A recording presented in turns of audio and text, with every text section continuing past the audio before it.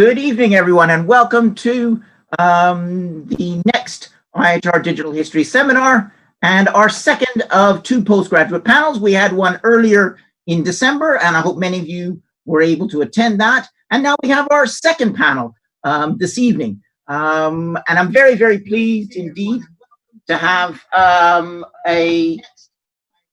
apologies. There we go. We don't want to have that sound coming through separately. So I'm very, very pleased to have three speakers today looking at three very, very different topics, all related to their doctoral research. And how the seminar is going to work is I will give the brief introduction, then each of the three speakers will speak for about 10 to 12 minutes. And I'll give a little introduction to each of them. And then we'll have a question and answer session at the end. Please do post all of your questions up on the chat function, or indeed, if you'd like, you can also then tweet them to @IHRDigHist as well. Excuse me. And then we'll hopefully have an interesting discussion to follow on from what are going to be three great presentations. So the three speakers tonight in the order in which they're going to speak is, the first is Jack Newman from the University of Kent, who is looking at mining the medieval, the challenges of digitizing medieval administrative documents, 1320 to 1341. Then we're going to have Kelvin Jones from the University of Birmingham, looking at the digital history database Toolkit. And then finally, we're going to have Mark Liebenrood from the University of Birkbeck, who is going to be discussing his project on analyzing museum closures in the United Kingdom. So just a word of introduction to Jack Newman, and then we'll pass over to have his first presentation. So Jack Newman is a Chase-funded doctoral candidate based at the Institute for Historical Research and the Center for Medieval and Early Modern Studies, MEMS, at the University of Kent.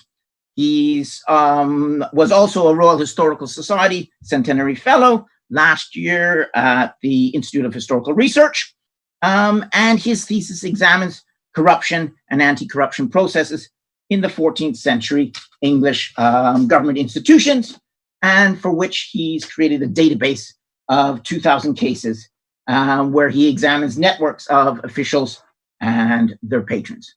So I'm now going to pass over to Jack. So just bear with us for a second while we switch over to Jack, and Jack will begin his presentation.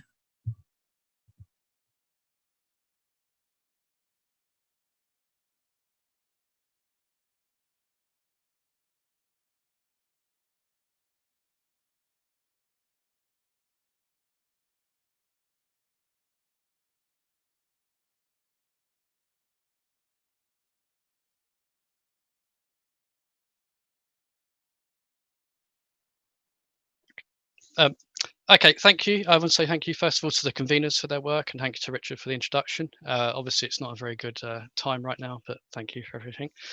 So today I'm just going to talk about some work I've carried out on digitizing some editions of medieval administrative documents. I've worked on 5 different volumes. You can see them here. Today I'm only going to talk about one, really. And so basically why I started on this process was that I was quite interested in text mining. I'd come across various people working on that, and I found it really interesting. And so I decided to try and apply these to the sort of documents that I'm interested in. And so I've been working on these since my master's. And so my initial forays into kind of this area was through Record Society volumes. And if you don't know what record societies are, they're groupings of individuals and scholars who fund publications of historic records. They're normally focused around a geographic or thematic remit, and they seem to have been inspired by the work of the Record Commission in the early 19th century. So the volumes that they produced, particularly around the medieval period, were quite revolutionary for my field, and they're used by medievalists every day now. So they seemed a good application of text mining techniques and a good case study for me to try to learn on, but I wanted to kind of make sure I was just learning for the sake of it. I didn't have any specific outputs in mind necessarily. So as I say, I've digitized 5 different volumes from Lincoln Record Society. they have quite high editorial standards, so they were a good fit. And the work was mostly carried out over the last few years, really, on evenings and weekends, just for fun. I work mostly in our studio, and the volume I'm discussing today is in the middle there for some reason, and it's drawn from a 14th century court roll. So I imported and structured all the text from these volumes according to tidy data principles, and that was probably the most time-consuming and fiddly part of the process. But once this was done, I set about extracting information from the text, like locations, personal names, categorical information, and dates. To extract the temporal information from the court roll was quite tricky, as the dates were supplied in a variety of formats, such as regnal days, feast days, weeks, or sometimes in the modern date format. A number of these dates also just refer back to a previous date, but this was problematic because the previous date was quite often non-specific. So I had to manually vet this group. But what I found was it revealed a pattern of offences in the years leading up to the trial, which began in January 1341, and this coincides with the beginning of the conflict that became known as the 100 Years' War, which began in 1337. So I was quite interested in the pattern of offences across the calendar year as well. And when I plotted that, it revealed this spike in offences in the summer months. And when I looked into this, I found that actually this was quite a modern phenomena as well. It's been studied in contemporary society, and they found that it was likely a result of increased daylight hours and greater mobility. And this was probably even more of a factor in the medieval period, I would argue anyway. And these studies also found that the offences tended to be more violent in summer. So I wanted to set out to try and categorize the allegations in this trial to see how violent they were and at what times of year. So I used Spacey to parse the text, which breaks the text down into different parts of speech. And I created a list of the most common verbs and nouns which implied violence.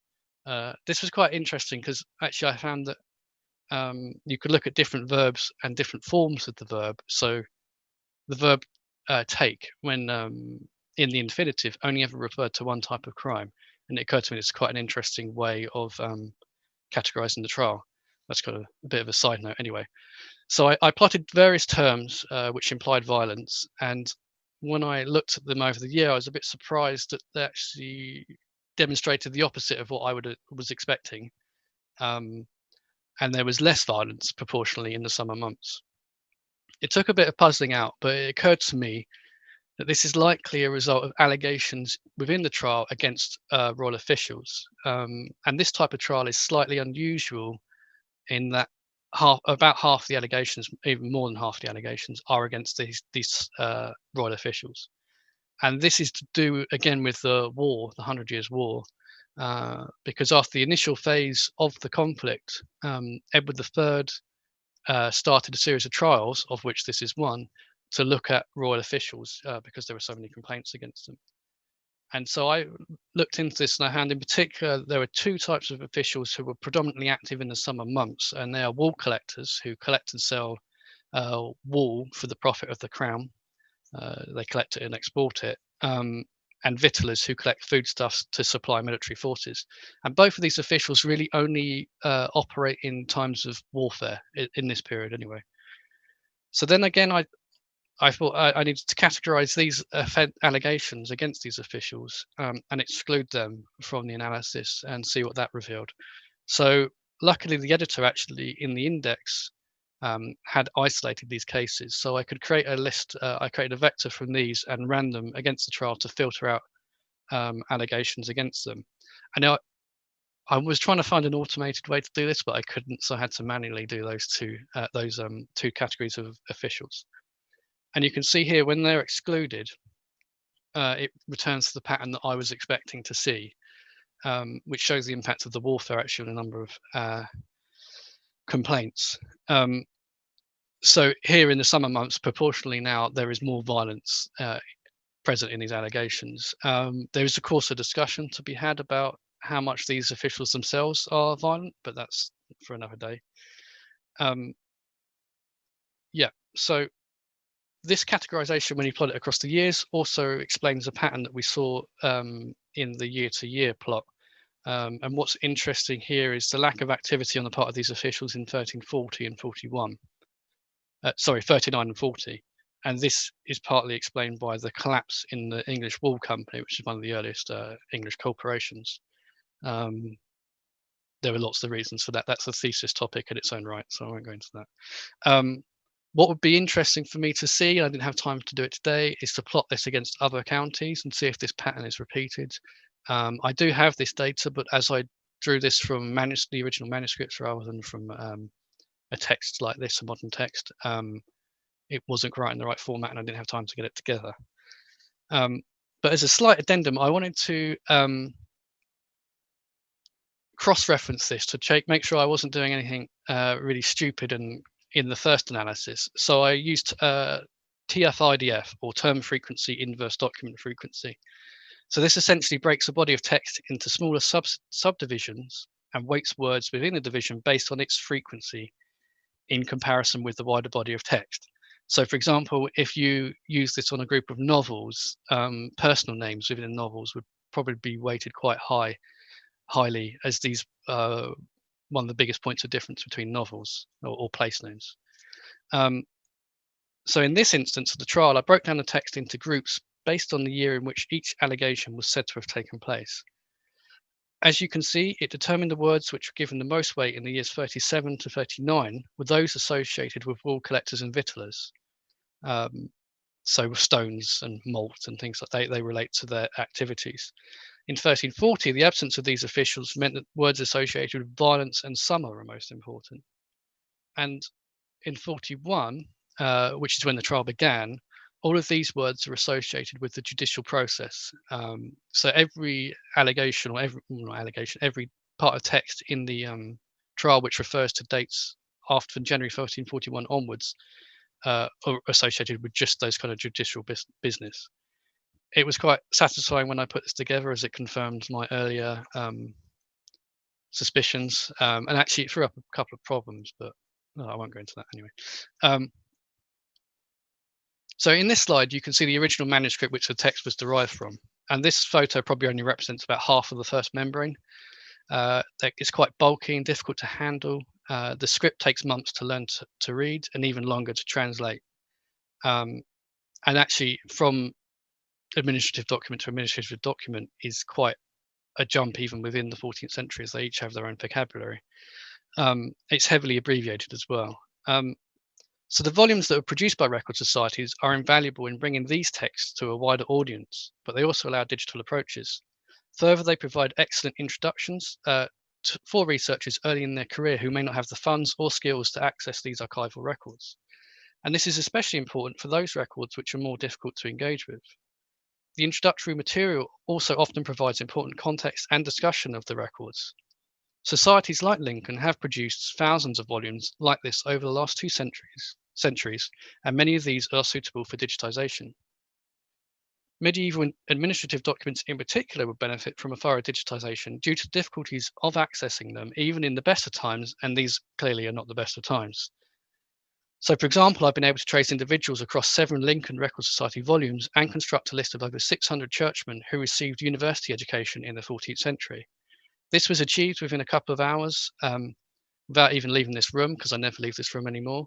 But despite this valuable work, most record societies are in a long-term decline due to falling membership and increasing publication costs. The current extent of the digitization efforts of these societies, for perfectly valid reasons, is just PDF scans, if at all. So although I set out without any specific output, I realized that in the course of this evening and weekend project, I created several texts with a structure which is relatively easy to append basic XML. I'm now in a position where, with some time, I'll be able to ready these texts for a digital publication with a greater research application than just flat PDF files. And to this end, I've spoken informally with the people at Lincoln Record Society about this possibility, and hopefully in the future, we will be able to establish a model of digitization for their texts. In doing so, I hope I will construct data sets of information about the history of the county, which would be of aid to researchers of medieval Lincolnshire and beyond. Thank you.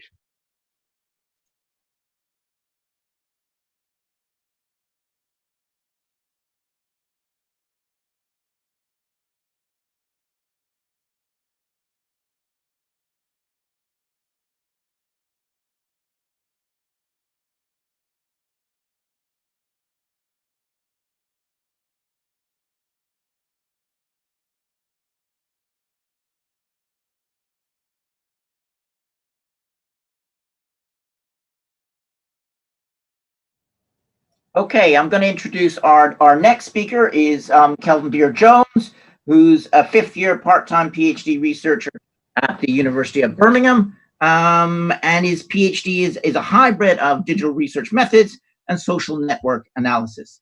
It utilizes these digital research methods in the development of a digital toolkit for the examination of 19th century manuscript catalogs, and within that to analyze social connectivity specifically within and between one social group, Quakers in Britain, and those committed to social action in the period 1830 to 1870. I'll pass over now to you, Kelvin. Off to you. Good afternoon, everyone. My background is in historiography, philosophy of history, and Quaker studies. And all of the IT skills that I have today beyond Office 365 are those gained as a result of my current research. I have designed, built, and I'm now testing a historical data digital toolkit, HDDT for short, which can accept, analyze, and visualize segments of the catalogues, indexes, and databases of large manuscript and print collections of 19th century historical documents, often held in several different archives and libraries. Throughout, I strive to apply good data science methodologies and practices, working closely and for more than a year with a UOB senior research software engineer dedicated to my project.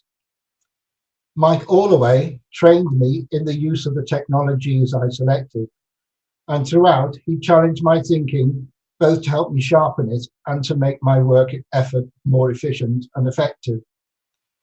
Martin Steer and Jonathan Blaney of IHR have also taken an active interest in my work, followed my progress, and provided helpful comments. The slide you see will assist when viewing the YouTube version later with its pause facility. 4 years ago, I began to explore the extent to which Quakers in Britain, 1830 to 1870, were involved in the establishment and activities of the Aborigines Protection Society and the early formation of the discipline of anthropology in Britain. I discovered that the Royal Anthropological Institute in London recognised 6 societies as forerunners of the RAI, and amongst all of them, I found many Quakers. The RAI archives then seemed to be a good place to start my inquiries. The RAI archivists have a very old in-house database that contains high-level biographical data on the 2,000 or so members of the early forerunner societies. And the RAI kindly donated a large dump of the database for me to use in my research. Memberships recorded on the database had been extracted from primary sources held in the archive, such as society publications and membership lists. More high-level biographical data was available at RAI archives on 8 reels of microfilm, and I spent many hours in the archive extracting this data. I then found even more data in the Quaker archives at Friends House, London. And later, Ben Beck of the Quaker Family History Society kindly identified all the Quakers in the dataset. My personal combined dataset finally comprised the biographical data of over 3,000 persons who were involved in some way with the development of the discipline of anthropology in Britain, and amongst them were about 750 Quakers. I then turned to the literature to see if the cohort of 3,000 in my dataset were deserving of in-depth historical inquiry. A large body of literature explores one and sometimes several of the themes Quakers, Aborigines, and anthropologists in the mid-19th century. These histories were frequently based on research in the archive collections at the RAI, the Bodleian, Friends House, and the Wellcome Institute archives. And because my data set was extracted from the same archives that other historians had used, I now knew that the cohort that I'd selected was indeed of significant historical interest. I grew confident that my work had the potential to contribute to that of others in the field. I then turned to the UOB's BEAR team and Mike Allaway. Scoping exercises with Mike reviewed the data that I'd collected in CSV format from each of the libraries. We discussed what I wanted to do with and what I hoped to learn from it once I'd cleaned and organized it. These early design discussions were critical because through them I learned that I didn't want to simply investigate the data all by myself and then write a thesis that would have as its underlying premise, trust me, I did the work, here are my results. Instead, I wanted to devise a way to ensure that all of my work, down to the lowest level, was open to scrutiny. I wanted my work processes to be reproducible anywhere, at any time, for example, by another historian who might want to use my work to extend, develop, or simply exploit it. I also wanted to devise a methodology and a set of techniques that would be transferable by another historian to another project. For example, to examine other large 19th century historical collections at scale. I therefore decided to use only free, open source, and widely used digital technologies that did not require specialist knowledge. Data cleaning was, and still is, being carried out. I chose to render all data in CSV format and to then use Excel to manually clean as much as I could ahead of taking the data up into an SQL database. I devised a 3-column, 3-sheet methodology for data cleaning in Excel with a CSV copy saved for each column of dataset cleaned. There are many excellent online guides for data cleaning using Excel. The entire cleaning exercise was then memorialized stage by stage in a series of commits to a private area of my GitHub project. The raw data is proprietary. It's worth me saying that in my opinion, working with historical data is a meticulous and careful task that one must love. Rather like archaeologists on a dig who excavate huge areas with toothbrushes, data cleaning, 1, never ends, and 2, is a richly rewarding exercise that brings one closer to the data and forces a critical examination of the data's veracity, and thus one gains insight into the nature and peculiarities of the data itself. Once all of the data had been passed through the initial CSV cleaning processes, making it suitable for SQL, I designed the schema for the SQL database itself. Using VSC, I then built the database and imported all records from the CSV files now collected in my GitHub repository. The build code itself was then committed to GitHub. Thereafter, I used the dbeaver universal database tool to modify and improve the database structure and code more data cleaning exercises, again using GitHub for version control. I had to do this several times as data was passed from CSV to SQL, SQL to Python, and then Python to Gephi.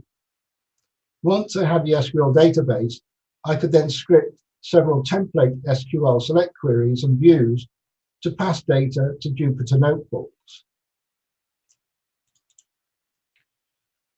I then used a series of Jupyter notebooks so that each notebook calls up one or more views or select query outputs from the database to perform a logically grouped set of tasks on the data. For example, looking at time series data, in my case, 1830 to 1870, or all Quakers or members of one or more of the chosen societies.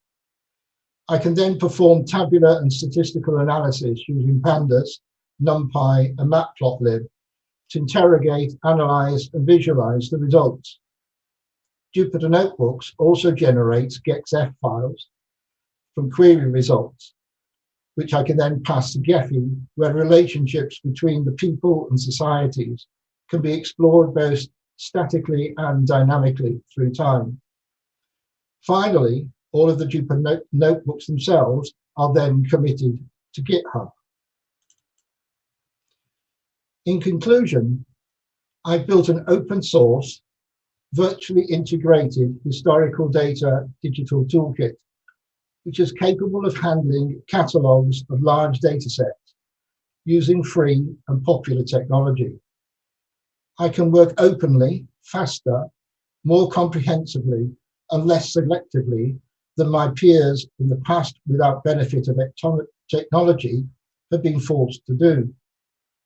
My work and the HDDT and the methodologies that go with it are easily reproducible at no cost. I have set a course to become a data scientist, working with 19th century ordered historical data, and I can now begin to understand in fine detail the changing relationships between 750 Quakers within a cohort of 3,000 and over their entire socially active lifetime from 1830 to 1870. Thank you.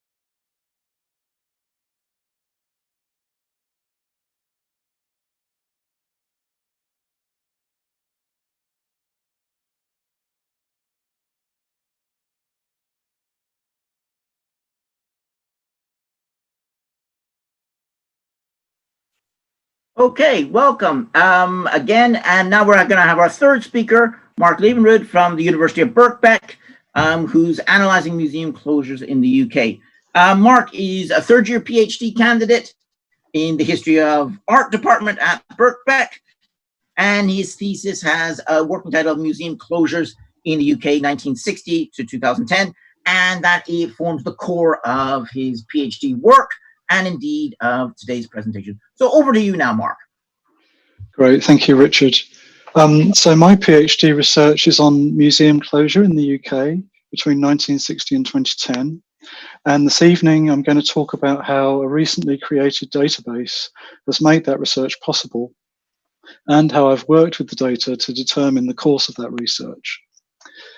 Museum closure has hardly been studied. Individual closed museums have been the subject of historical work, mostly in articles, but there has been no overview of closure as a phenomenon. And this is striking because there's a significant disparity between what museums are supposed to be and what happens to some of them in practice. Museums are partly defined as permanent institutions, yet hundreds have closed in the UK. Given the scale of the phenomenon, you might expect it to have received more attention than it has. There could be a number of reasons why museum closure has hardly been discussed, but one reason is likely to be that there has been little data on closure available until recently.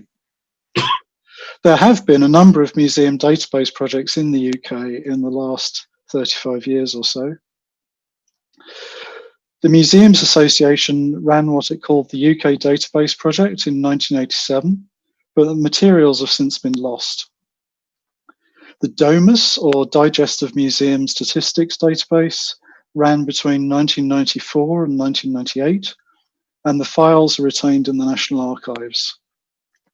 As you might guess from those dates, the files are in a legacy format and difficult to decipher.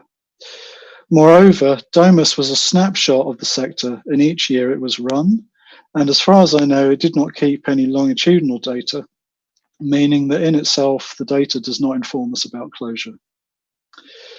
The Museums Association now runs another database called Find a Museum. This is accessible only to members. There's no way of extracting the data, and moreover, it only lists museums that are open. If a museum closed, it would simply be removed from their system. So it would have been difficult to investigate museum closure in a systematic way based on any of those sources.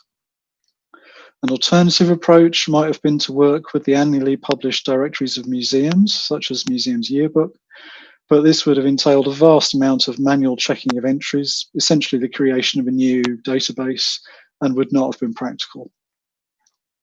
This brings me to the Mapping Museums database. Mapping Museums is a 5-year project at Birkbeck that began in 2016, and one of its principal aims was to compile a database of all museums open in the UK between 1960 and 2020. That's now been extended to 2021. I've been working with the project since 2017, beginning with occasional data collection and data entry work, and I now work part-time for the project as a researcher. The Mapping Museums database was published last year, but my involvement with the project gave me earlier access. Unlike other surveys, Mapping Museums records opening and closing dates where these are known, so the database makes possible the first detailed studies of museum closure. I should mention that although this is the most comprehensive database of museums in the UK to date, there are a number of uncertainties embedded in the data. When thinking about patterns of museum closure, the principal uncertainty is over dates. It can be very difficult to find out exactly when museums have opened and closed, especially when the closure or opening occurred a long time ago. That can be a particular problem with smaller private museums, which tend to be the least well documented. It may also be hard to tell what governance model the museum had, how many visitors it had, and in some cases what the museum's subject matter was. In those cases, when precise dates for opening or closing are not known, the database records a range of likely dates instead. Some of those ranges can be quite long, in some cases as long as 70 years. In other categories, the database sometimes records that data is unknown or makes a reasonable estimate, such as in the case of visitor numbers, which translate to the museum's size. It's also worth saying that the data is still being updated, and many of these updates have been made in order to shorten the date ranges that I've mentioned or to remove other uncertainties. That said, we do know that there have been and are thousands of museums in the UK, and we know that hundreds of museums have closed. The database currently records 3,869 museums as having been open at some point between 1960 and 2010, with 607 of them having closed. And just to give an illustration, the closures are shown on this map. Those closures represent about 16% of the museums in this period.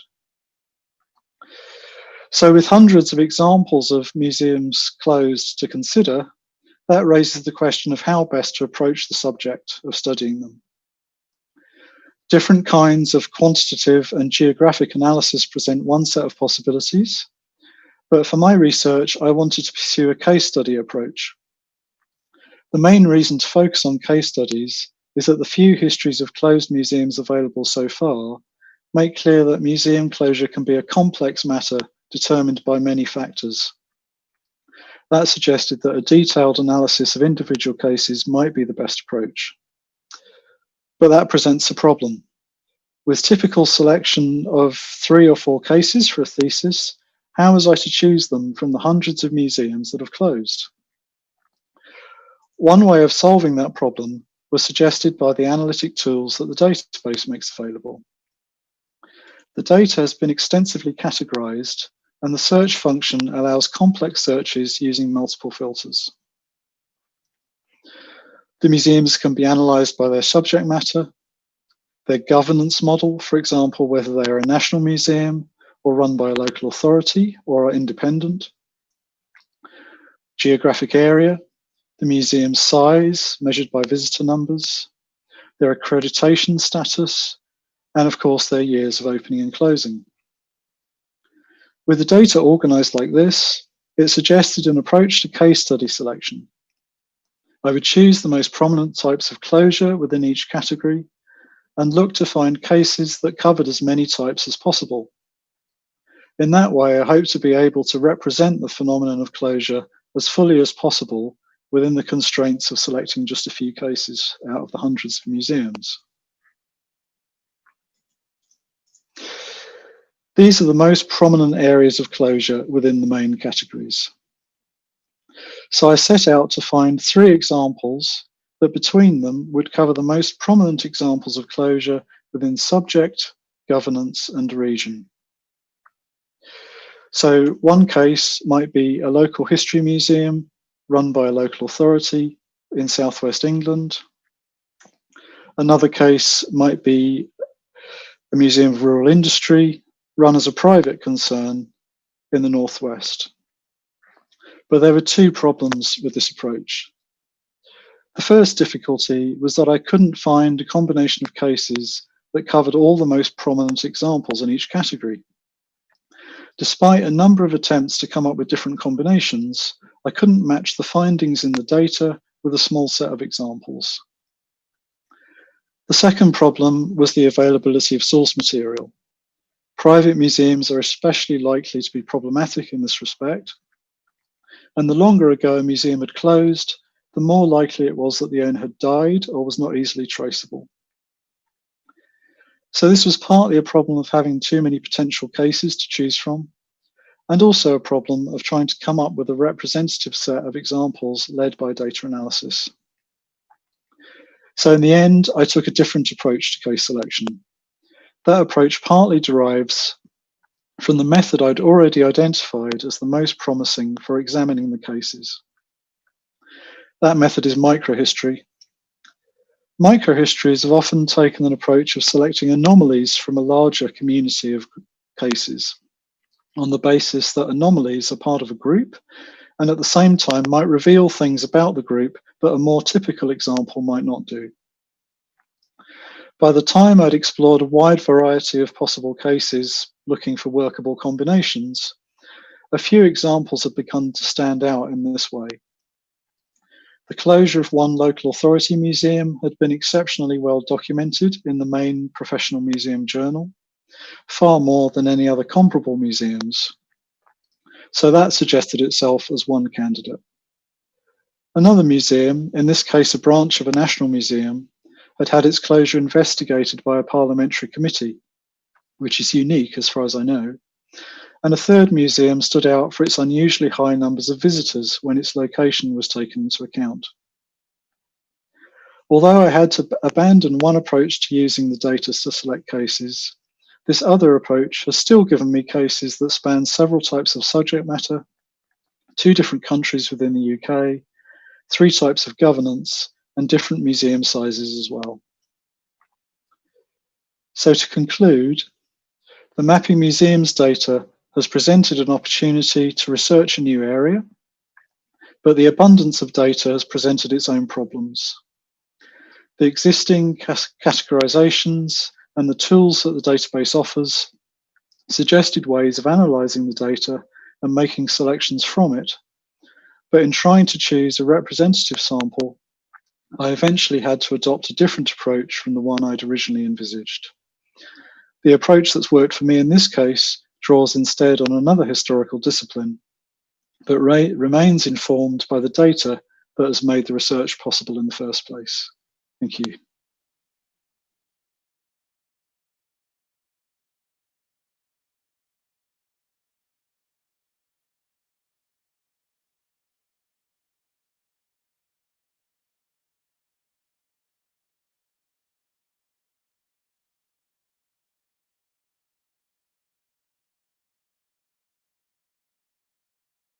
Excellent. Well, thank you very much both to all 3 of our speakers, Jack, Kelvin, and Mark. I think those are really interesting, and I'm very appreciative to the clapping that's ongoing on the chat function.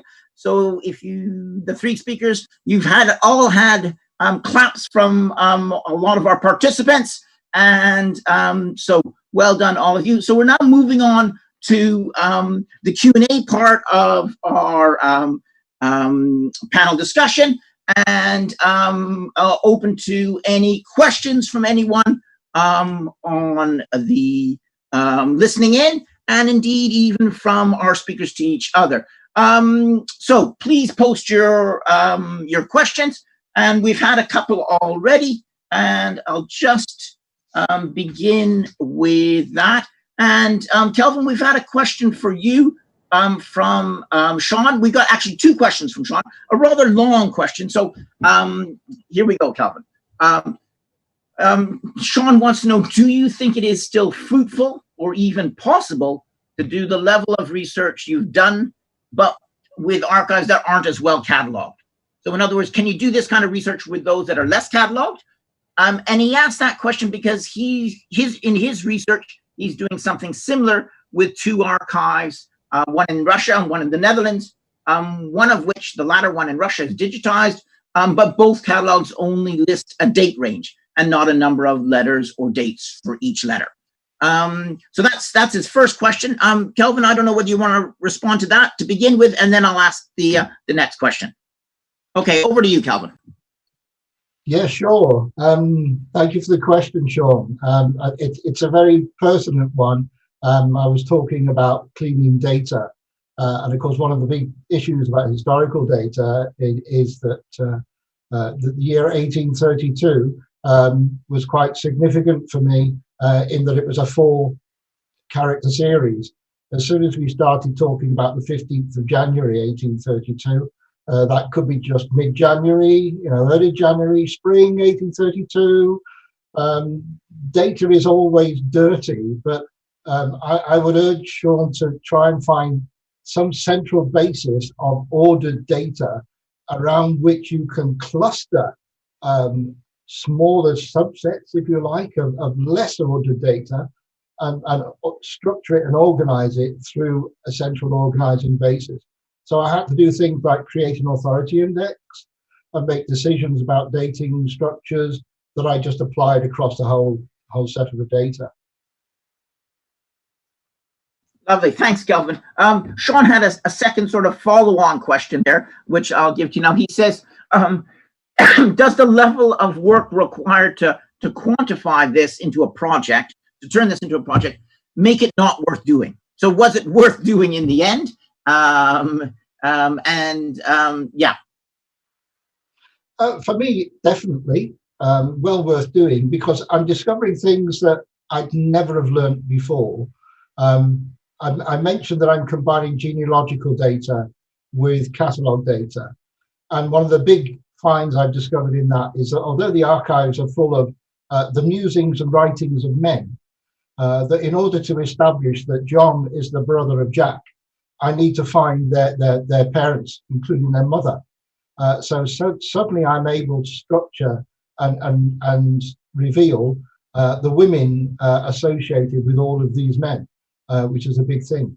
But there is no doubt in my mind that the bulk of the work should go in design and testing, and the last bit is really get the data and put it in.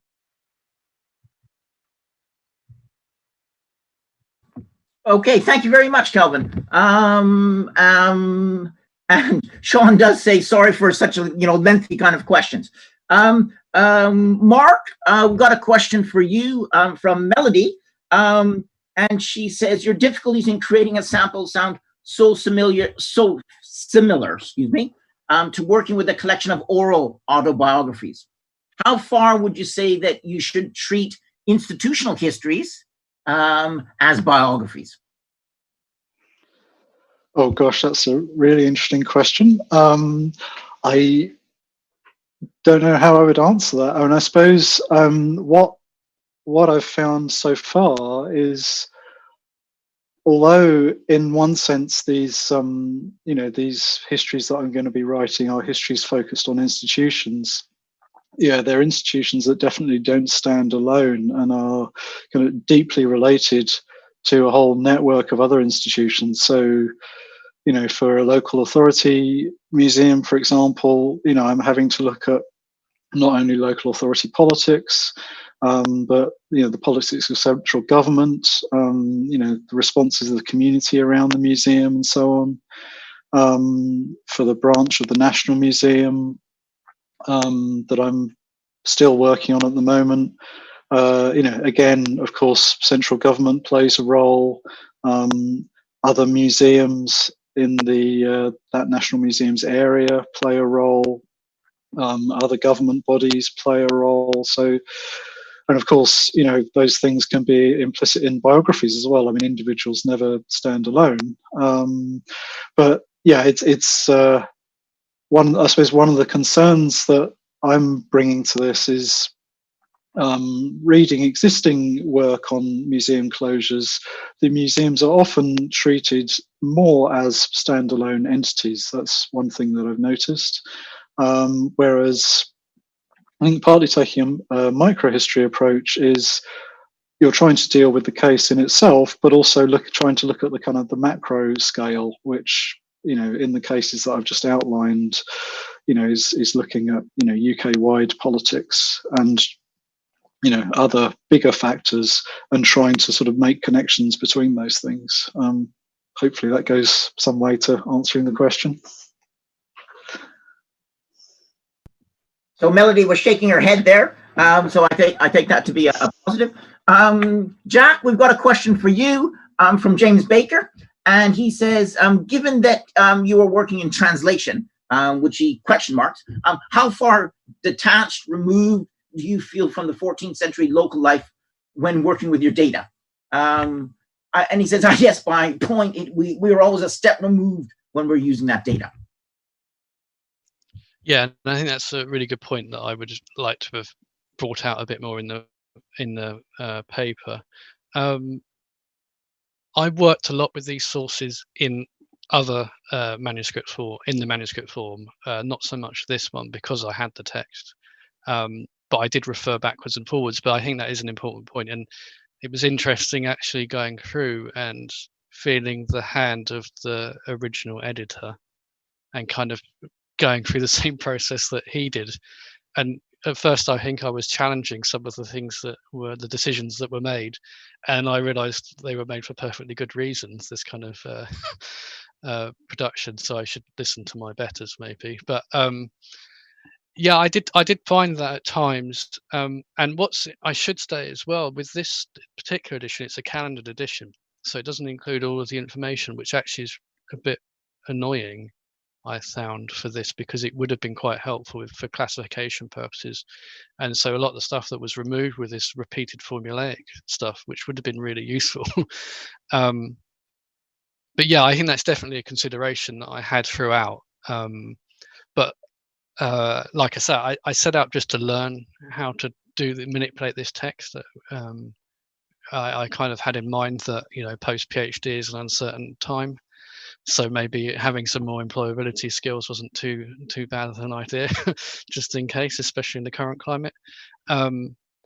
So I guess I didn't set out so much with such a rigorous academic process that I would do if I had my time again now. But I guess that's always the case, that you learn so much in the process that if you did it again, you would do it differently. So I'm not sure I answered the question, but I said some words, so hopefully that's responded in some way. Lovely, thanks, Jack. I think you did, and in some ways, you prompted a question that I may ask again, which is if you are to start over again, what would you have done differently? But I'll hold that back to the moment. And I've got a question for all three of you. Actually, I'm taking the chair's prerogative here. In all cases, historians traditionally historians and historical research is often traditionally very much seen to be an individual process, very much a solitary process within the archives and everything else. But all three of you have kind of emphasized the necessity of teamwork and working with others, either in terms of outputs, in that sense of what you're going to do, Jack, in your case, in terms of a bigger, wider project, Mark, in your case of thinking about these museum closures, and certainly Kelvin in terms of getting advice on what's the best form of technologies. And I was just wondering whether you might want to comment on that importance of teamwork and advice, and whether or not this is really making us think of doing history in a different kind of way, in a more collaborative way, in a bigger way, in a teamwork. So just some of your thoughts based on your own experiences for your projects. So I don't know who wants to kick off. Jack, go for it. Yeah, that was a really interesting thing. I mean, actually, it's one of the things I love about the idea of a record society. It is this collaborative venture. to share history. And there's a thing that I always had in my head. I think I read it on Twitter somewhere, but someone's research is explanation. So even though you are working on your own, it's always with this idea that it's going to be shared, and without that sharing, what are you doing? And I really, for what I want to do next, whether it pans out with Lincoln or whatever I want to do, that idea of actually working collaboratively was right at the heart of what I wanted to do. And actually, I would say that maybe it's completely necessary if you're going to take this task of digitizing. So I did a survey of records. I'm writing an article on this topic for it's much wider, but I did a survey of like a group of record societies that R.H.E. Davis, he wrote about in 1974, and he was lamenting their demise, kind of thing. And then so I did a survey of the same record societies, and they're all going, and there are even more ones now, and they've published several thousand volumes since. So it's such a gargantuan work if someone was to undertake that it would necessarily be collaborative, and I think that it should be collaborative. And and in a way, these digital tools like Kelvin was talking about, GitHub, do allow that in a much more nuanced way than previously. But anyway, I'll leave it there and let someone else jump in. Lovely, thanks, Jack. Kelvin, do you want to respond? Yeah, I could have, like Jack said, more in my 10 minutes than I could squeeze in. And my work has been collaborative throughout. I began work by liaising very closely with a group called the Quaker Studies Research Association to discover from them what they wanted to know about the Quakers in the 19th century and what was missing in their understanding. When I went off to the Royal Anthropological Institute archives in London, I got very friendly with the archivist, Sarah Walpole, and through conversations with Sarah, I discovered what was interesting to the RAI about their history and what they thought was missing. And it just went on and on and on. And then talking to Ben Beck at the Quaker Family History Society, who was doing a lot of genealogical work. It's been like that throughout the whole process. So I'd rather see myself as a team leader rather than a sole individual trying to do exclusively what I want to do. I'm trying to do something that I think others want. And in terms of the development of the tool as well, I'm looking at finding a way of devising a tool that other historians will want to use. So talking to others and collaborating is absolutely critical to what I do. Absolutely. Lovely, Kelvin. Thank you very much. Mark, any ideas, any comments? Yeah, I mean, there's a couple of things I could say, probably more than a couple, but I'll stick to two. I mean, one thing is that I mentioned this kind of conundrum that I had in, pursuing a kind of sort of data analysis categories approach to trying to select cases. And I have to admit with a certain amount of embarrassment that I went down a kind of rabbit hole with that, which lasted quite a long time. And what kind of, helped me get out of that, something that was, a slight dead end, was kind of conversation with my supervisor and her going, oh, what about this idea that you had talked about ages ago, and it was kind of on the back burner, and that was a kind of solution to that problem. So that was something that was worked out in dialogue. And then the other aspect, as I mentioned at the start, the Mapping Museums database was created by a team of people, is still being worked on by a team of people, myself included, and I've learned an enormous amount. I could have come to that data just as a kind of user of it, working on my own, performing my own analysis and so on. But through having worked with that team, got to know the data, as it were, from the sort of the back room, as well as looking at it from the front. That's felt like a very, very collaborative process where I've learned much more than I would have done had I just sort of come to this as a sort of solo researcher. Lovely. Thanks, Mark. We don't have any other questions coming through from the chat function on YouTube, but I have another one, and then we'll see whether we do another one for all three of you, and then we'll see whether there are any final questions, and we'll sort of wrap it up. But one of the things that I got strongly from all of you was a question of to what degree you could do automated processes and how much you have to do manual work in terms of the database, in terms of the data cleansing, in terms of the decision kind of thing. And I wondered whether you might want to comment on that process, whether that was a question of, the choices that were you forced into doing more manual simply because you didn't necessarily know it, or simply because you learned afterwards that there would have been an alternative, an automatic way, or was there in some respects no way around it? Because one of the things that certainly digital history is supposed to give us is that automated side to it, that making use of computing processes and data-driven things like that, rather than having to do things manually. So thinking about that, automated processes, the ability to do that, or the ways in which you were forced to revert back to more manual side to that. Yeah, anyway, I don't know who wants to kick off on that. Shall we do reverse order? Mark, I don't know. Are you happy to give us a few first, and then we'll do reverse order? Sure. Yeah, interesting question. I'm not quite sure how to respond to that, because I've kind of been working on this data from kind of sort of both sides, if you like. So, I know that, from the back end of things, there were quite a lot of automated procedures developed in order to create the database. But that did require an awful lot of manual work as well. I mean, similar to the kind of processes that Kelvin's been describing of, data cleaning. I often think about data massaging. So, automated processes certainly, as it were, behind the scenes. From my own perspective, doing my own analysis and so on, I'd say it's probably been more of a manual process. I mean, the kind of process I described of, trying to come up with, as it were, the perfect combination of cases.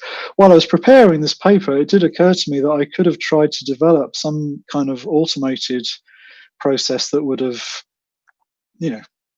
some kind of, analytic procedure for generating combinations that might have worked. As it happened, I was working with a lot of spreadsheets, pivot tables and so on, trying to identify the best combinations. And in retrospect, it might have been that I could have saved myself some time by trying to automate that. So interesting thought there. Yeah, maybe I'll leave it at that. Interesting, Mark. Yeah. And Kelvin, what do you think on that then? Yeah, this was a big one right at the early days, as you can imagine. But I was quite lucky in that, because I'm working with catalogues and indexes that have been sort of worked up by very dedicated archivists in the past, that my data comes highly ordered and structured in the first place. Conformity, one set of data compared to another, was a big issue, and gaps in data. There aren't dates in every date field, and so on. And I've focused initially on how do I sort of cope with that, and I developed this concept of what I used to call myself when I started, a historical archaeologist. In that I arrive at a data set and I start surveying the data set.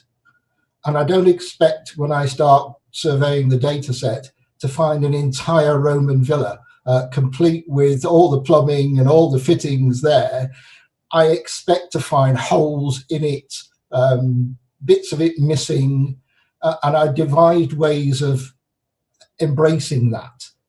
So that the historian who's using my toolkit would actually see the holes where the holes are, rather than me trying to backfill them to make them appear as if they're not there. And that relieved me from a lot of pressure, So I was more keen to show how dirty the data was rather than, how much effort I could put in to pretend to clean it. Interesting thoughts there, Kelvin. Yeah, in some ways, the value of dirty data in that regard. Yeah, true. Jack. This is something that came up quite a bit to me. And in a way, I, chose these volumes in particular because they are quite structured. Like Kelvin was saying, they're prepared and they have a certain. So, for example, each allegation is prefaced with an individual number. So I could just split that one word off and have that as an index that I can refer backwards and forwards to.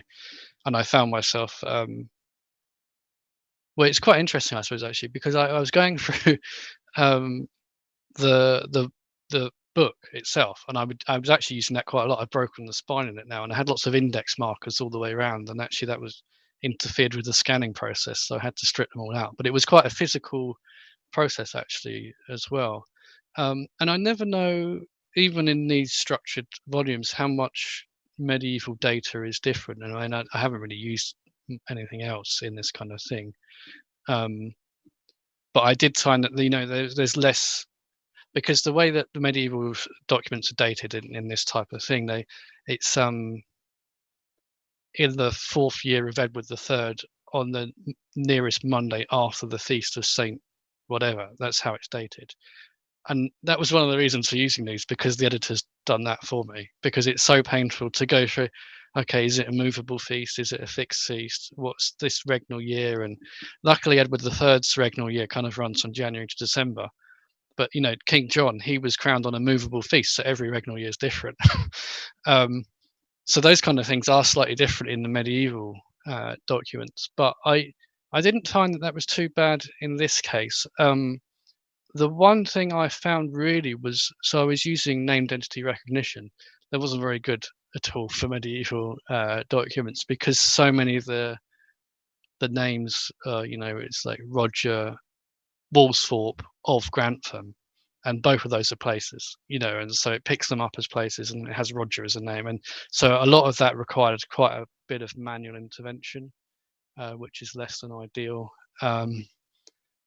But I think it does go to the heart of something Kelvin said in his paper about how it brings you closer to your data, that kind of thing. And I think it really opens up the source to you in a different way. And actually, what was really interesting was the source I worked on that I talked about today was the one I knew the best. But I found surprising things in it. And now I've started working on a bishop's register, which is outside of my wheelhouse. And although my supervisor will be pleased, but I find that much more interesting now. I get distracted by a shiny thing. So I have to begin again with that, with the kind of a lot of manual intervention, I think, especially at the outset. That's the thing, I think, when you're structuring your data in the first place. That was the most manual phase for me, but I'll leave it there. Okay, lovely. Thanks, Jack. Interesting that about it, how it aids the learning process, the manual work. Absolutely. We have had one final question from the floor from Ben Duncan Jones, and it's to everyone, and I think it's quite an interesting one. So we'll finish with that. And Ben asks, as these data lend themselves to visual displays, what choices are you making in terms of how you present your findings? For example, spatially or in other forms. Shall we stick back to that same order? Mark, do you want to start? Sure. In terms of presenting data analysis, it's a mixture of the usual tables of figures, bar charts, and so on. The bulk of the thesis in my case is, of course, just going to be prose, because the most of it is just written case histories. So, there is a bit of data presentation that's going to form a significant part of one chapter of the thesis. But, most of it is, writing archival photos, that kind of stuff. Okay, thanks, Mark. Kelvin? Oops, I got it. I was on mute. Yeah, I'm using Gephi because social network analysis is really a big addition to the usual culprits in Python, of matplotlib and NumPy. And that's become quite interesting for me in that you would sort of think that social network analysis is about the relationship between individuals. What's the relationship between John and Jack in this data set? But I've started to treat things like locations and qualifications and addresses and all sorts of things as nodes, so that I can actually start to see the relationships in very, very granular detail. For instance, one of the things I've just teased myself with to see if I could do it was to find out, how many people who joined a society in 1846 were born in 1820, went to Edinburgh for university, and have a relative in one of the other societies. And Gephi will do this and draw the networks for you, and you can repeat this over and over and over and over again. So yeah, really good stuff. Absolutely, yeah. That's great, and that really shows the value of what you're doing in that sense, in terms of bringing out those kind of connections and results. Great stuff. Jack, do you want to finish us off then? It sounds like maybe I should try Gephi, but I enjoyed Mark's map, and what I always do is I map stuff regardless of whether I should, just because I like maps. I think, I don't know why, but I always map stuff. And because in a way this was a learning, I was trying to make it explicitly a learning process and trying to maybe have fun and not just be not making progress on my thesis.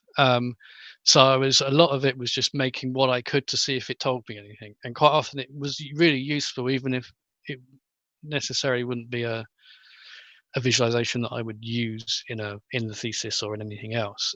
It was just useful to do it and see if it was what I expected or what I didn't expect.